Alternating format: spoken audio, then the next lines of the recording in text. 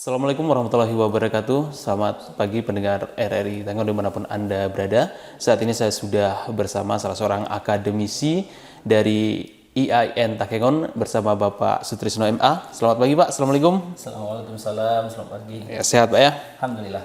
Ya, pendengar, pemilu tahun 2024 sudah memasuki hari pemungutan suara, di mana salah satu yang paling penting adalah bagaimana masyarakat dapat menyalurkan hak pilihnya dan kemudian bagaimana pemilu ini dapat berjalan dengan damai dan berkualitas. Dan untuk pagi hari ini kita akan membahas hal tersebut bersama Bapak Sutrisno. Pak Sutrisno, seperti apa sebenarnya pemilu damai dan berkualitas ini, Pak? Baik, terima kasih Pak. Jadi bahwasanya pemilu damai dan berkualitas merupakan sebuah tanggung jawab kita bersama, di mana seluruh unsur pemerintah, penyelenggara, partai politik, dan masyarakat sipil harus benar-benar menjaga yang namanya pemilu damai. Pemilu damai ini dimaksudkan dalam arti kita sama-sama mempunyai pilihan dan hak politik yang berbeda. Akan tetapi perbedaan itu bukan menjadi sesuatu yang harus dibedakan. Bukan menjadi yang harus dipecahkan, tapi perbedaan itu harus menjadi sesuatu yang dikuatkan. Jadi pemilihan damai ini kita bagaimana penguatan dalam bentuk perbedaan dan tidak memperbesar yang namanya perbedaan tersebut. Artinya semua punya peran di sini, Pak. Pemerintah, penyelenggara, kemudian masyarakat seperti Pak. Kalau peran pemerintah sendiri seperti apa dalam mewujudkan pemilu damai ini? Ya, peran pemerintah ya pastinya menjaga. Pemerintah harus netral. Pemerintah harus benar-benar menjadi rumah bagi negara ini, bagi masyarakat.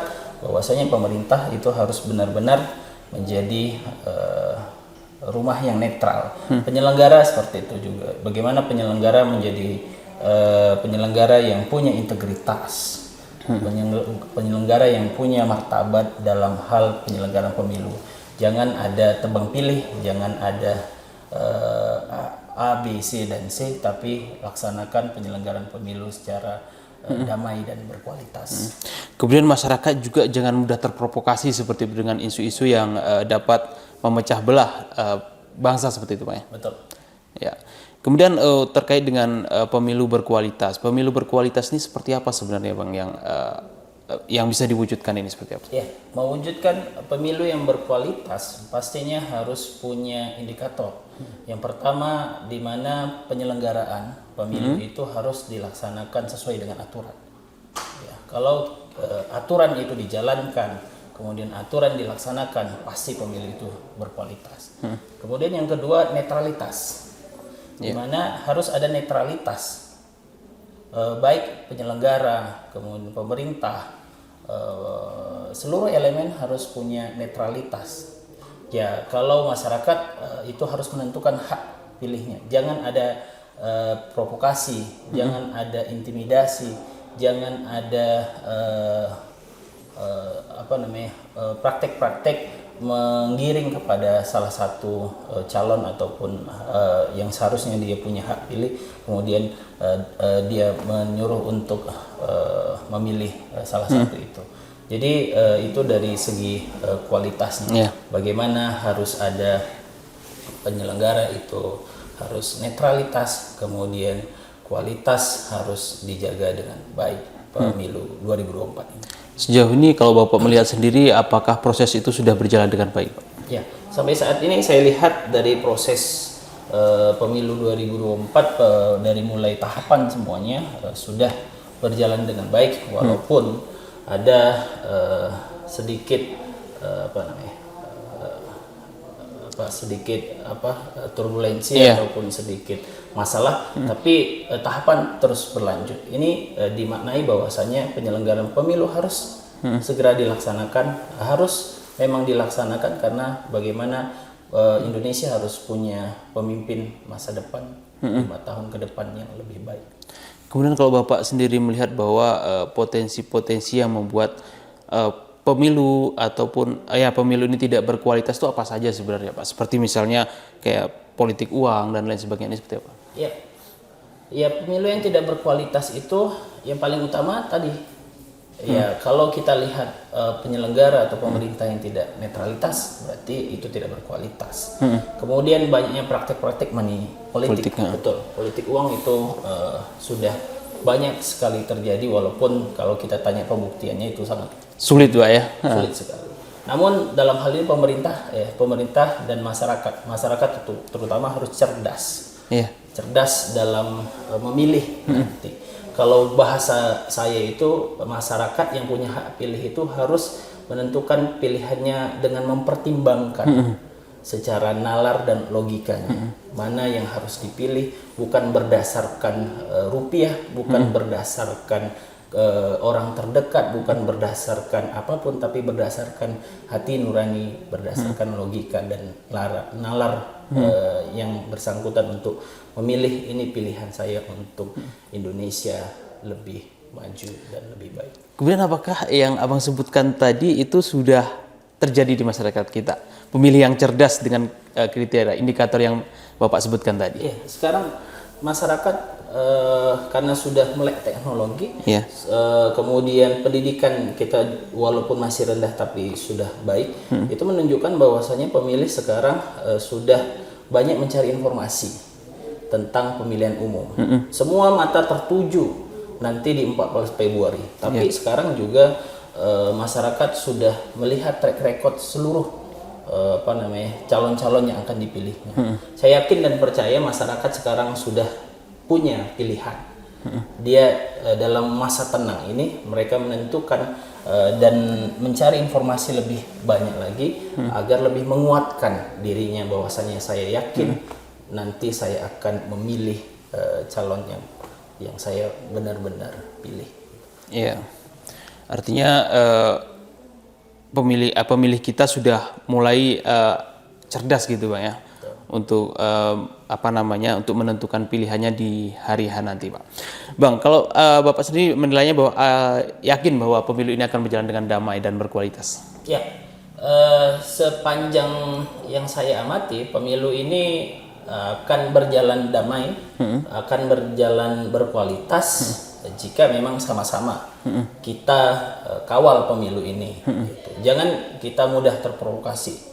Jangan ketika nanti ada seperti 2019 hasil survei yang kemudian ini menjadi pemecah belah gitu kan. Kita sama-sama menghormati bagaimana proses penyelenggaraan pemilu, tahapan pemilu sampai nanti penetapan. Itulah hasil akhir dari proses yang namanya pemilu 2024. Jadi kita boleh euforia dengan hasil pemilu nanti, tapi hasil euforia paling penting itu adalah penetapan hasil pemilu 2024 nanti agar tidak terjadi perpecahan di antara masyarakat. Kemudian yang perlu diwaspadai pada saat hari H dan pasca pemilu ini apa ini, Pak? Ya, yang harus diwaspadai yang pastinya berita-berita penggiringan opini, berita hoax, kemudian bagaimana di masyarakat itu ada yang pro dan kontra terhadap salah satu paslon ataupun salah satu pilihan. Nah, kita harus mengantisipasi itu. Kita tidak boleh terlalu ikut campur, kemudian kita tidak boleh terlalu yakin dengan apa yang kita sampaikan.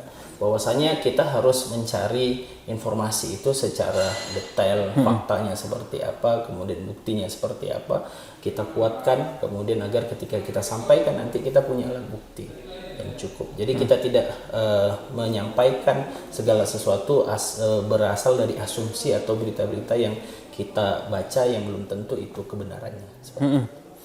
Kemudian Bang, ini kan tinggal beberapa hari lagi. Bagaimana kemudian upaya-upaya penyelenggara ini ataupun kita untuk mengajak masyarakat menyalurkan hak pilihnya ini, Bang? Ya, kita yang pastinya saya mengajak kepada masyarakat dimanapun Anda berada untuk datang ke TPS pada Rabu 14 Februari 2024 nanti. Kita datang dengan membawa surat undangan, KTP sebagai identitas untuk datang ke TPS. Kita sudah yakin dan saya yakin masyarakat sudah punya hak pilih, datang ke TPS dan salurkan hak suara Anda untuk menentukan masa depan Indonesia lebih baik dan lebih sejahtera ke depannya. Ya, karena salah satu yang diwaspadai adalah angka golput ini, Pak ya. Nah, jadi mungkin bisa disampaikan juga sebenarnya seberapa penting sebenarnya hak suara kita itu untuk disalurkan gitu. Ya, ini penting sekali. Kita dalam konstitusi juga diatur tentang hak pilih kita kan. Kita mempunyai hak pilih yang one man one vote. Yeah. Satu orang satu suara. Dan satu suara itu sangat menentukan pilihan kita. Jadi tanpa ada suara kita, itu pemimpin kedepannya itu ya tidak akan berasal dari kita. Jadi kita harus menggunakan betul-betul hak pilih kita. Kalau seandainya ada yang hari ini merasa bahwasanya saya nanti akan golput, kami memohon kepada seluruh masyarakat agar gunakan hak pilih, jangan sampai golput, karena 5 tahun ke depan itu berasal dari suara Anda yang menentukan. Ketika Anda tidak menentukan hak pilih nanti ketika 14 Februari, maka Anda akan ikut dengan seluruh keputusan ataupun seluruh hasil yang sudah orang lain tentukan. Maka dari itu tentukan hak pilih Anda dan datang ke TPS pada 14 Februari nanti. Ya, Bang, mungkin harapannya untuk pemilu tahun 2024 ini apa ini? Harapan pemilu 2024 yang pastinya pemilu ini harus damai. Damai dengan menjaga semuanya, netralitas penyelenggara, pemerintah, partai politik dan masyarakat untuk tidak saling terprovokasi, terpecah belah. Kemudian bagaimana pemilu nanti berintegritas. Bagaimana penyelenggara, pemerintah, partai politik dan masyarakat meyakini dan melaksanakan segala aturan yang sudah ditetapkan oleh undang-undang agar pemilu nanti berjalan berkualitas. Kemudian bagaimana pemilu nanti bermartabat. Pemilu 2024 menjadi acuan penting untuk pemilu selanjutnya. Kalau pemilu 2024 tidak dilaksanakan dengan baik, dengan damai, dengan berkualitas, maka sudah dipastikan pemilu-pemilu selanjutnya itu tidak bisa dipastikan bermartabat, berkualitas, dan berintegritas. Untuk itu, bagaimana penyelenggara, bagaimana pemerintah, bagaimana para partai politik dan masyarakat menjaga pemilu ini agar lebih bermartabat. Bagaimana kita membawa pemilu 2024 ini agar lebih menjadikan hasil pemilihan nanti untuk masa depan Indonesia yang lebih baik dan sejahtera. Ya, terima kasih Pak Sutirno waktunya pagi ini bersama RRI Takengon. Dan semoga kita berharap pemilu ini dapat berjalan dengan damai, berkualitas dan berintegritas sehingga mampu menghasilkan pemimpin-pemimpin bangsa ini yang lebih baik ke depan. Amin. Ya. Baik pendengar RRI Takengon dimanapun Anda berada, demikian tadi wawancara kami bersama akademisi dari IAIN Takengon Bapak Sutrisno MA. Dan demikian wabillahi taufiq wal hidayah. Assalamualaikum warahmatullahi wabarakatuh. Waalaikumsalam.